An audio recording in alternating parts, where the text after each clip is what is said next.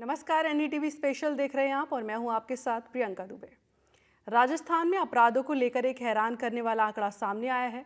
एक आंकड़े के मुताबिक राजस्थान में महिला अपराधों में तो कमी जरूर आई है, लेकिन बच्चियों से बेरहमी कम नहीं हो रही है, बल्कि बच्चियों के खिलाफ अपराध पहले से लगभग बढ़ गए हैं। वहीं विधानसभा में दिए गए एक जवाब में गृह विभाग की तरफ से बताया गया कि प्रदेश में 7,339 बच्चे एक साल में गुमशुदा हुए और इसमें से 501 बच्चों के बारे में तो कोई जानकारी सामने नहीं निकल के आ पाई। अब इसमें हैरान करने वाली बात यह है कि इसमें लड़कियों की संख्या ज़्यादा है।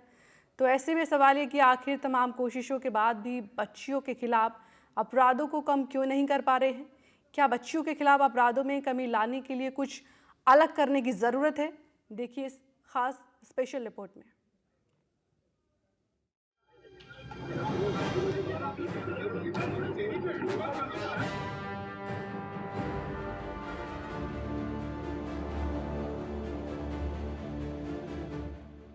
आंकड़ों ने किया हैरान, महिला अपराधों से परेशान, आंकड़ों में आई कमी, बच्चियों से बढ़ी बेरहमी। आखिर कैसे आई कमी? राजस्थान की राजनीति में अपराधों को लेकर अक्सर खूब हंगामा किया जाता रहा है और कई बार इस पर सरकार मुश्किल तक में आती नजर आती है। लेकिन जब से राजस्थान में बीजेपी सरकार चुनी और सत्ता पर भजनलाल शर्मा कुर्सी पर बैठे, तब से ही उनकी प्राथमिकता अपराध कम करने पर रही है, जिसका असर समय के साथ साथ जमीन पर भी दिखाई दे रहा है। ऐसा भी नहीं है कि पिछली सरकार ने इस पर कोई काम नहीं किया, लेकिन बढ़ते अपराधों पर पिछली सरकार कई बार घिरती हुई नजर आई।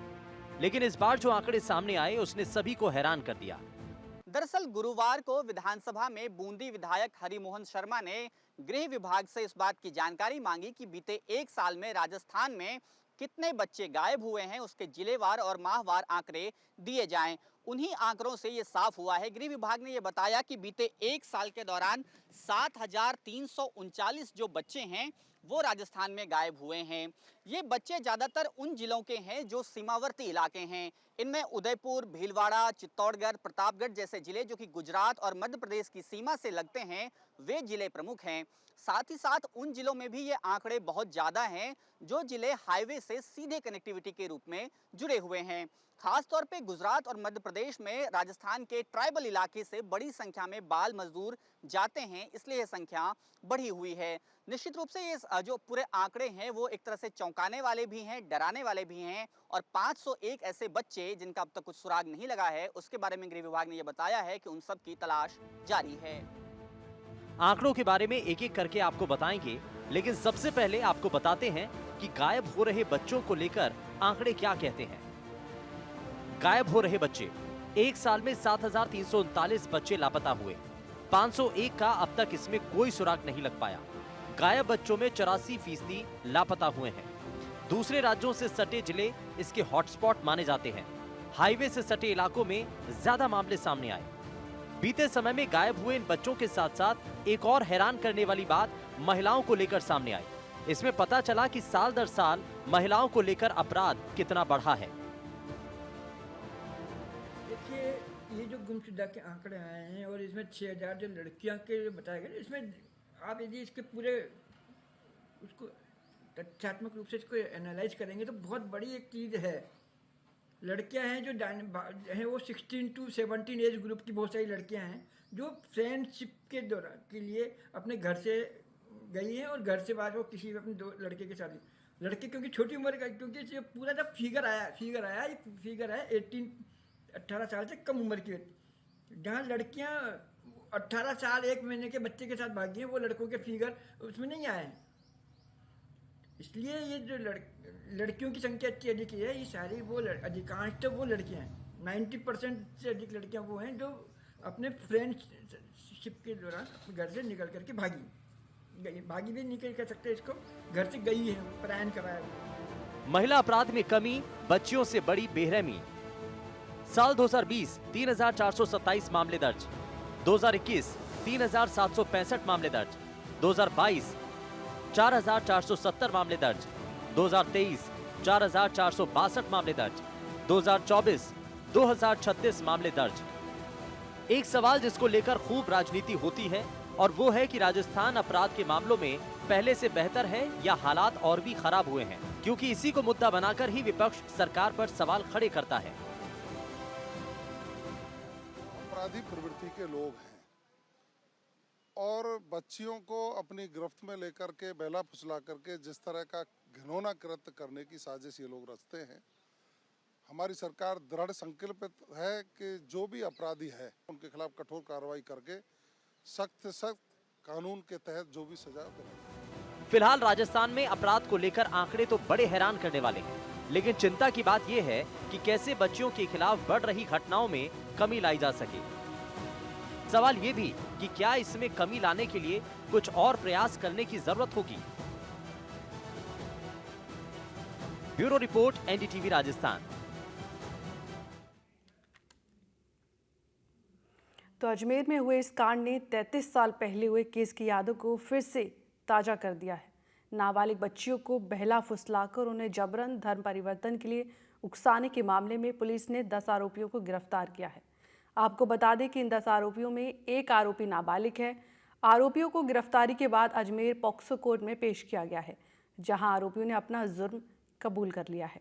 पुलिस ने रिमांड पूरा होने के बाद आरोपियों को दोबारा अजमेर पॉक्सो कोर्ट में पेश किया।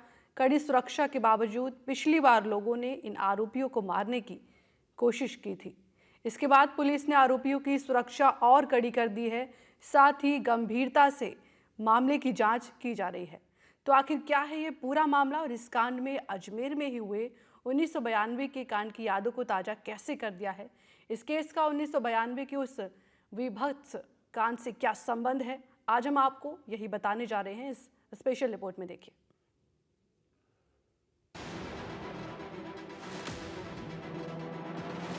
रिहान मोहम्मद, मंसूरी, लुकमान, अरमान पठान और साहिल कुरैशी, ये वो 5 नाम हैं जिनकी करतूत सुनकर आपको विश्वास नहीं होगा और आप ये सोचने पर मजबूर हो जाएंगे कि आखिर इस तरीके की वारदात को अंजाम देकर इन लोगों को क्या मिला होगा।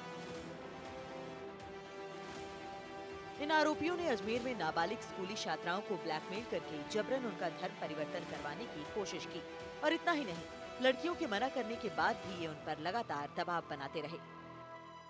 सोहेल मंसूरी नाम का एक लड़का है जो ने कि हमारे स्कूल के वहाँ पे पीछा करता था। स्कूल से फिर घर पे पीछा करने लग गया। 10-15 दिन से रोज पीछा करता था। चिट्ठियाँ फेंकता था उनके दोस्तों के जरिए। फिर उसने खुद ने एक बार फेंकी चिट्ठी, फिर मैंने कॉल किया था, मैं बातचीत करने लगी। उसके बाद में उसने वो मिलने बुलाया। मिलने गई भी थी मैं कैफ़े में। वहाँ पे मेरे साथ गलत हुआ। वहाँ उन्होंने फ़ोटोएँ खींची, उनके दोस्त भी थे वहाँ। सोहेल मंसूरी और उसके दोस्त सारे वहाँ पे थे। उसने फ़ोटो-वोटो निकाली। फिर मुझे ने क्या टॉर्चर करने लगे कि ने क्या अपनी फ्रेंड से मेरी बात करवा। तो मैंने डर के मारे करवा दी, क्योंकि वो कह रहे थे कि तेरे घर वालों को मार देंगे, तुझे मार देंगे। फिर बाद में हमारे घर वालों को पता चलने के बाद उसने मेरे को छोटा मोबाइल दिया, जिससे हम बात करने लगे। उससे उस छोटे मोबाइल से जब बात करते थे ना, तब वो धमकियाँ भी देता था सोहेल मंसूरी मुझे, कि अगर तू किसी को बता देगी तो हम तुझे मार डालेंगे या तेरे घर वालों को मार डालेंगे। फिर किसी को बताया नहीं इसके बारे में। और मैंने करवाई मेरी फ्रेंडों से बात, उनके दोस्तों की। सोहेल मंसूरी और उसके दोस्त है रियान, जावेद, अमान, ये सब उनके दोस्त है, फैजान, ये उनके सारे दोस्त है। इसमें रियान मंसूरी और हकीम कुरैशी, ये इनका मेन लीडर है। ये नहीं क्या इनके साथ में आता था और मुंह पे बांध के आता था और ऐसे मतलब बोलता था कि नहीं क्या तुम लोग डरो मत, तुम्हारी ने क्या तुम्हें भगाने में मैं तुम्हारा साथ दूंगा। हकीम कुरैशी इनके पार्टनर ही है। मतलब ये सोहेल मंसूरी जब मेरे से बात करता था ना, ये हकीम कुरैशी का नाम लेता था कि तू क्यों डर रही है, हकीम कुरैशी इनके पार्टनर ही है। हकीम कुरैशी एक है, मोटा सा आदमी है ये। फिर ये इन्होंने फिर हमारी बातचीत चलती रही। ये मुझे धमकाते भी थे, चाकू से डराया, कभी मामा को मारने की धमकी दी। मिलने गए तो मेरी फोटोज निकाल ली इन्होंने। कई बार इसको धमकाया जाता था कि ये कि तू हमसे बात कर, बात नहीं करेगी तो तेरे को तुम्हारे मामा को सल्टा देंगे, तुम्हारे भैया को सल्टा देंगे।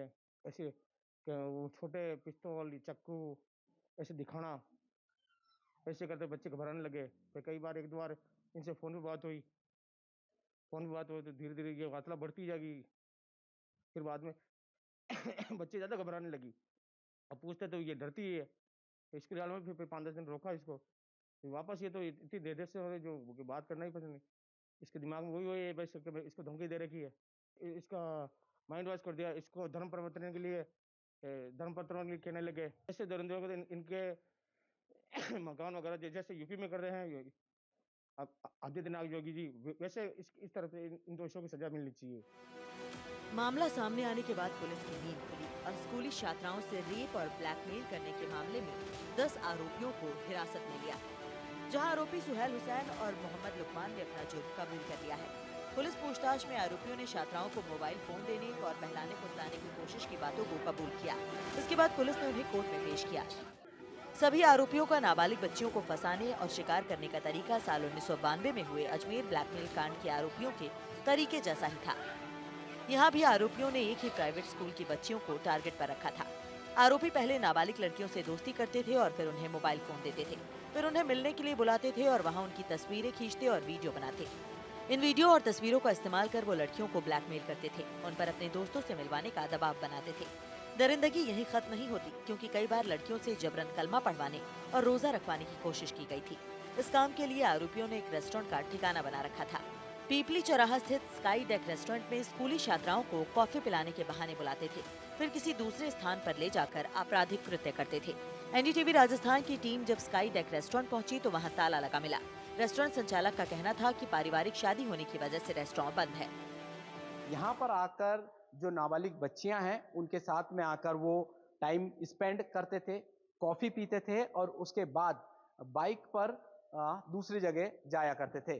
साथ के साथ में ये भी जानकारी मिल रही है कि विजयनगर में ऐसे कई रेस्टोरेंट हैं जहाँ पर नाबालिग जो स्कूली छात्रा हैं, नाबालिग लड़कियां हैं, उनको प्राइवेसी यहाँ पर उपलब्ध कराई जाती थी और यहाँ पर जो प्राइवेसी में जो बच्चियों के साथ में देशोषण, छेड़खानी ऐसे मामले सामने आते रहे हैं। ये आप देख सकते हैं रेस्टोरेंट, हालांकि जो है यहाँ पर रूफटॉप रेस्टोरेंट है। यहाँ पर अभी फिलहाल चैन से ताला लगा हुआ है और जो बताए गए रेस्टोरेंट में जो मोबाइल नंबर है उनसे बात करने पर उन्होंने कहा कि उनके घर में शादी है, इसलिए बंद कर रखा है। पुलिस के मुताबिक आरोपी करीम ने सबसे पहले छात्राओं से संपर्क किया और उन्हें अपने जाल में फंसाने की शुरुआत की। इसके बाद सोहेल और लुकमान ने उन्हें रेस्टोरेंट में ले जाने की योजना बनाई। पूछताछ में उन्होंने ये भी माना कि उन्होंने छात्राओं को फंसाने के लिए कई तरीके अपनाए। दरअसल अजमेर में आरोपियों ने स्कूली छात्राओं से दोस्ती बढ़ाई, उन्हें मोबाइल फोन्स दिए, उनके साथ रेस्टोरेंट में जाकर घूमे फिरे, फिर दोस्ती की आड़ में दूसरी जगह ले जाकर छात्राओं के वीडियो बनाए, तस्वीरें खींची और उन्हीं तस्वीरों के आधार पर आरोपी उन्हें ब्लैकमेल करने लगे। साथ ही ये आरोपी धर्म परिवर्तन का भी लगातार दबाव बना रहे थे। अब आपको बताते हैं कि आखिर इस कांड के तार 1992 में हुए अजमेर कांड की याद क्यों दिलाते हैं और क्या था वो पूरा मामला। 1992 में ये पूरा स्कैंडल हुआ था। 30 साल पहले ये ब्लैकमेल कांड हुआ था। 17 से 20 लड़कियों को शिकार बनाया गया था। 100 से ज्यादा लड़कियों को बहाने से फंसाया गया। लड़कियों की न्यूड फोटो खींचकर ब्लैकमेल किया गया। यौन शोषण करने वाले गिरोह का भांडाफोड़ हुआ था। गिरोह में प्रभावशाली लोगों का हाथ बताया गया था। एक पत्रकार को लड़कियों की न्यूड तस्वीरें मिली। फोटो स्टूडियो लैब से न्यूड तस्वीरें मिली थी। अखबार में छपने पर स्कैंडल का खुलासा हुआ था। लड़कियों की उम्र करीब 20 साल थी। जाल में फंसी लड़कियों से गैंगरेप किया जाता था। ब्लैकमेल कर नई लड़कियों को लाने के लिए कहा जाता। मुख्य आरोपी सुहेल गनी 26 साल तक फरार रहा। 2018 में सुहेल गनी चिश्ती ने सरेंडर किया था। खुलासा होने के बाद 30 लड़कियां सामने आई थी। 12 लड़कियों ने केस दर्ज कराया था। कोर्ट में ट्रायल के दौरान 2 ही पीड़िता शामिल हुई। ज्यादातर पीड़िताओं ने शहर छोड़ दिया था। अब आपको बताते हैं कि आखिर इस पूरे कांड की कहानी क्या थी और ये कांड शुरू कैसे हुआ था। एक प्रतिष्ठित कॉलेज की लड़कियों को पहले फंसाया। आरोपी ने प्यार के जाल में एक लड़की को फंसाया, फार्म हाउस में बुलाकर रेप किया और न्यूड तस्वीरें खींच ली। न्यूड तस्वीर से लड़की को ब्लैकमेल किया जाने लगा। लड़की से सहेलियों को लाने का दबाव बनाया। जो भी लड़की आती उसकी न्यूड तस्वीरें खींची जाती। 100 से ज्यादा लड़कियों से गैंगरेप किया गया। 1992 में हुए अजमेर कांड में कब कब क्या कुछ हुआ ये भी जानिए। 1992 में ये घिनौना कांड हुआ। चौतरफा दबाव के बाद जांच शुरू की गई। 30 मई 1992 को भैरव सिंह शेखावत ने जांच के आदेश दिए थे। मामले की जांच सीआईडी सीबी के हाथों में सौंपी गई। अजमेर पुलिस ने भी रिपोर्ट दर्ज कर जांच शुरू की। मामले में कुल 18 आरोपी बनाए गए थे। 18 में से 9 आरोपियों को पहले ही सजा मिल चुकी है। एक आरोपी सुसाइड कर चुका है और एक आरोपी दूसरे केस में आरोपी है। एक आरोपी भगोड़ा घोषित है और 6 आरोपियों को उम्र कैद की सजा दी गई है। इस मामले में हाल ही में कोर्ट में आरोपियों को सजा सुनाई गई है और अब इस कांड ने एक बार फिर उन जख्मों को हरा कर दिया है। ठीक इसी तरह इन लड़कों ने भी एक ही स्कूल की बच्चियों को टारगेट किया और उन्हें बहला फुसला कर उनके साथ जबरदस्ती की, साथ ही धर्म परिवर्तन के लिए दबाव बनाया। मामले में 5 नाबालिग पीड़िताओं के बयान दर्ज किए जा चुके हैं। बच्चियों के कोर्ट में बयान दर्ज हुए हैं, किसके समक्ष हुए हैं और क्या प्रोसीजर है? पांचों लड़कियों के न्यायालय श्रीमान अपर मुख्य न्यायिक मजिस्ट्रेट नसीराबाद के समक्ष धारा 164 के बयान कलमबद्ध लेखबद्ध हुए हैं। अब ये इन्वेस्टिगेशन का पार्ट है, वो बयानों के आधार पर पता लगेगा कि भाई वास्तव में घटना इनके साथ घटी या नहीं घटी है, क्योंकि ये 164 के बयान बंद लिफाफे में पैक है। जब इन्वेस्टिगेशन ऑफिसर ही बता सकते हैं, अभी कुछ पता नहीं है। और जो ये केस चलेगा सारा अजमेर में चलेगा, पॉक्सो कोर्ट के अंदर। हमारे अभिभाषक संघ विजयनगर ने एक प्रस्ताव लिया है कि आरोपियों की हम पैरवी नहीं करेंगे और जो परिवादी है, जो पीड़ित बालिकाएं हैं, उनकी तरफ से हम पैरवी करेंगे, जो दोषियों को कड़ी से कड़ी सजा मिल सके, इसके लिए हम पैरवी करेंगे। और पीड़िताओं के बयान को बंद लिफाफे में सुरक्षित रखा गया है। साथ ही अधिवक्ताओं ने भी ये बात कही है कि कोई भी वकील इन आरोपियों की पैरवी नहीं करेगा। राजस्थान में इस तरीके के बढ़ते मामलों को लेकर सरकार ने भी कुछ दिनों पहले ही विधानसभा में धर्मांतरण को लेकर बिल पेश किया है, जिसमें आरोपियों के खिलाफ कड़ी सजा का प्रावधान है। फिलहाल पुलिस इस मामले की जांच में जुट गई है और इस कांड के तार को सुलझाने की कोशिश की जा रही है। पुलिस ने रिमांड पूरा होने के बाद आरोपियों को अजमेर पॉक्सो कोर्ट में पेश किया। पुलिस उपाधीक्षक मसूदा सज्जन सिंह आरोपियों को कड़े सुरक्षा घेरे में लेकर पहुंचे। मामले की गंभीरता को देखते हुए पुलिस प्रशासन सतर्क रहा। कोर्ट परिसर में अतिरिक्त बल तैनात किया गया था, लेकिन इसके बाद भी स्थानीय लोगों और वकीलों ने आरोपियों पर हमला करने की कोशिश की। पुलिस के मुताबिक फिलहाल जांच जारी है और दूसरे आरोपियों की तलाश की जा रही है। पीड़ित बच्चियों और उनके परिवारों को सुरक्षा देने के लिए भी काम किया जा रहा है। आपको बता दें कि मामले को लेकर स्थानीय लोगों में काफी आक्रोश है और वो जल्द से जल्द न्याय की मांग कर रहे हैं और इसी को लेकर ब्यावर का विजयनगर पूरी तरह से बंद रहा। लोगों का कहना है कि जब तक दोषियों को कठोर सजा नहीं दी जाती, ये विरोध ऐसे ही जारी रहेगा। आगे आपका ज्ञापन सौंपा है, क्या मांग रहे हैं?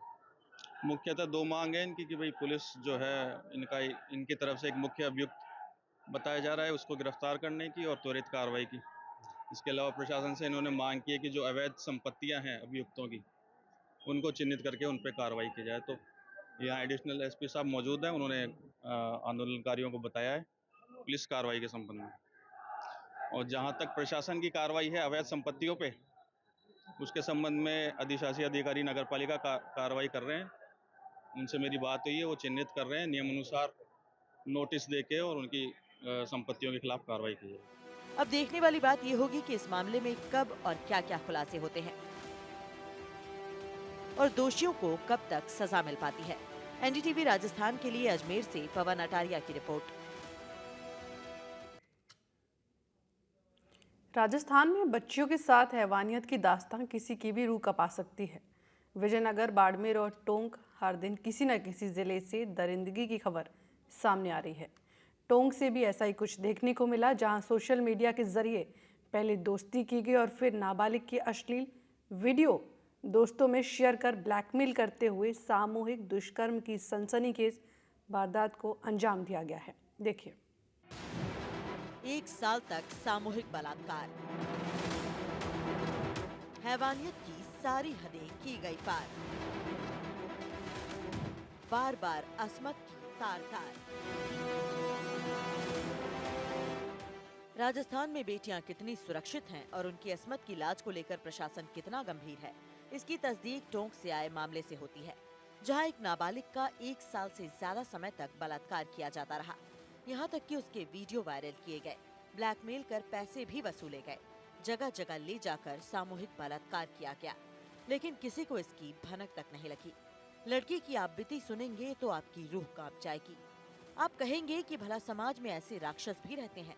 ये पूरा मामला टोंक का है, जहां एक 14 साल की नाबालिग के साथ हैवानियत का मामला सामने आया है।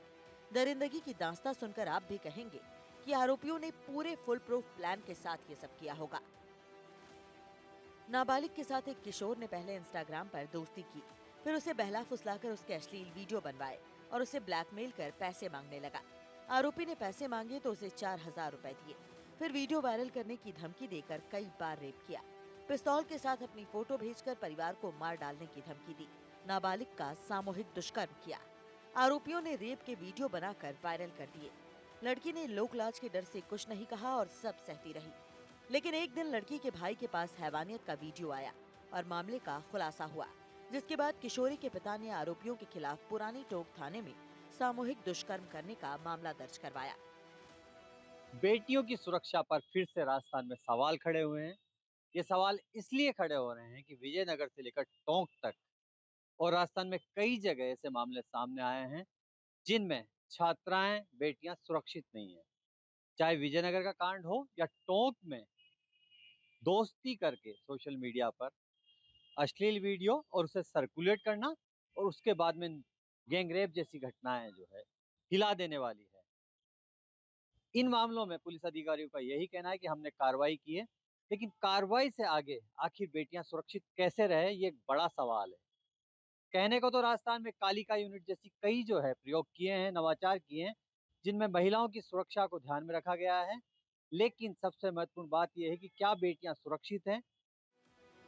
यानी एक स्कूली छात्रा के साथ 6 दरिंदे किसी खिलौने की तरह खेलते रहे, उसकी इज्जत को तार तार करते रहे, अश्लील वीडियो एक दूसरे को बांटते रहे और किसी को भनक तक नहीं लगी। आरोपियों ने अपने इस कृत्य को अंजाम देने के लिए एक कैफे को ठिकाना बना रखा था, जहां उसके साथ सामूहिक दुष्कर्म हुआ, जिसकी रिपोर्ट दर्ज होने के बाद पुलिस ने बालिका का मेडिकल करवाकर मामला दर्ज कर लिया है और 4 आरोपियों को सलाखों के पीछे भेज दिया है। साथ ही उस दरिंदगी के ठिकाने यानी कैफे पर भी कार्रवाई की है। लड़की से जो लड़के जिन्होंने इसके साथ दुष्कर्म किया, वो इंस्टाग्राम के माध्यम से इसके संपर्क में आए। बाद में कुछ फोटोज शेयर होने के कारण उसको ब्लैकमेल करते रहे और बार बार उसके साथ जो रेप है या किसी भी तरह से सेक्सुअल असॉल्ट वो करते रहे। इस संदर्भ में अभी तक जो प्राप्त जानकारी है उसमें 6 लोगों के खिलाफ शिकायत प्राप्त हुई, उसमें से 4 को जो है डिटेन करके अरेस्ट कर लिया गया है और आगे भी इसमें जो टेक्निकल डिटेल्स हैं, जो अपनी इन्वेस्टिगेशन है कि किस तरह से संपर्क में आए और किस तरीके से इसको ब्लैकमेल किया गया, उसके संदर्भ में अनुसंधान जारी है। जो भी लोग इसमें इन्वॉल्व होंगे, जैसे किसी ने कोई वाहन उपलब्ध करवाया, किसी ने कैफ़े या कोई जगह उपलब्ध करवाई, उनको भी इसमें आरोपी बनाया जाएगा और उचित कार्रवाई इसमें जो है। वहीं संभाग के आईजी पुलिसिया कार्रवाई को लेकर अपनी पीठ थपथपा रहे हैं। आईजी महोदय का कहना है कि पुलिस ने तुरंत कार्रवाई की और गिरफ्तारियां हुई। साथ ही वो परिजनों को सीख देते नजर आए कि घर पर विश्वास और बातचीत का माहौल बनाएं। हर घर में जाकर, हर घर में घुस करके किसी परिवार को या किसी बच्चों को संभालने का काम अकेला पुलिस का नहीं है। हमारे घर में बच्चा क्या कर रहा है, हमारा छोटा बच्चा क्या कर रहा है, किस तरह की संगत में है, वो उदास क्यों नहीं है, खाना क्यों नहीं खा रहा, पढ़ाई में मन क्यों नहीं लग रहा। ये काम हमारे परिजनों का भी है, जो हमारे पुराने संयुक्त परिवार होते थे, तो उन चीज़ों से पता लगता था। हर चीज़ को हर घर में जा करके पुलिस इसमें आमजन को भी इसमें देखना चाहिए कि पिछले दिनों अभी एक सेमिनार की थी हमने, मतलब वेबिनार की थी, उसमें 15,000 से अधिक लोग जुड़े थे, तो उसमें भी हमने ये कहा था कि साइबर फ्रॉड हो या अन्य कोई क्राइम हो, वो अकेला पुलिस का काम नहीं है, इसमें आमजन की, आप लोगों की भागीदारी बहुत महत्वपूर्ण है। और किसी परिवार में किसी बच्चे के साथ कोई अनहोनी घटना घटित हुई है या उसका थोड़ा कोई सदमे में है या उसका किसी तरह से वो परेशान या दुखी है, तो परिजनों को इसमें बात करनी चाहिए। तत्काल इस तरह के कोई इंसिडेंट्स होते हैं तो पुलिस को ज़रूर सूचित करना चाहिए। चलिए, हमने सुन ली आपकी बातें, लेकिन आईजी साहब, हम आपसे ये पूछना चाहते हैं कि राजस्थान सरकार की कालिका यूनिट की भी कोई जिम्मेदारी है या नहीं? आखिर राजस्थान पुलिस घटना के बाद ही क्यों चेतती है? ऐसे असामाजिक तत्वों पर पहले एक्शन क्यों नहीं लेती? साल भर तक दरिंदगी की इंतहा पार की जाती रही, लेकिन शासन प्रशासन के कानों में जूं तक नहीं रेंगी। क्या आपकी जिम्मेदारी नहीं बनती प्रदेश में बच्चियों के लिए सुरक्षित माहौल बनाने की? क्या आपकी ड्यूटी नहीं है बच्चियों की सामूहिक काउंसलिंग करने की, ताकि उनके भीतर का डर खत्म हो और वो निर्भय बने? लेकिन ये बातें पुलिस अधिकारी कहाँ आने देते हैं। वो तो बस इंतजार करते हैं ऐसी घटनाओं के बाद कार्रवाई के नाम पर लीपापोती करने की। टोंक में हुए एक नाबालिग स्कूली छात्रा के साथ जिस तरह की घटना पेश आई है, उसको लेकर ये सवाल उठ खड़ा होता है कि पहले उसके साथ दोस्ती की गई इंस्टाग्राम पे, उसके बाद में उससे अश्लील वीडियो बनवाया गया और उस वीडियो को दोस्त एक दूसरे से बांटते रहे और लगातार लगभग 1 साल तक छात्रा का शोषण होता रहा, उसके साथ दुष्कर्म होता रहा। आखिर जब वो वीडियो उसके परिजनों तक पहुंचा तो परिजन पहुंचे पुलिस पर, पुलिस ने एक्शन दिखाया। बताया जा रहा है कि 4 लोगों को डिटेन किया गया था, इसमें एक बालिग और 3 नाबालिग है। 6 लोगों के नाम सामने आए थे। लेकिन सबसे महत्वपूर्ण बात है कि जिन कैफे में ऐसा हुआ, क्या कैफे का ये धंधा कहीं गंदा धंधा तो नहीं बन गया है, एक बड़ा सवाल है। इसको लेकर हमने अधिकारियों से सवाल भी किए थे, एक्शन में पुलिस नजर भी आई थी, लेकिन कोई ठोस कार्रवाई, कोई पुख्ता कार्रवाई देखने को मिली हो, ऐसा लगता तो नहीं है। अब सवाल ये उठ खड़ा होता है कि बेटियां आखिर घर से लेकर स्कूल तक और ऑफिस तक सुरक्षित कैसे रहे। रविश टेलर, एनडीटीवी, टोंक। तो आज की स्पेशल रिपोर्ट में बस इतना ही। बाकी की तमाम अहम खबरों के लिए आप देखते रहिए एनडीटीवी राजस्थान। नमस्कार।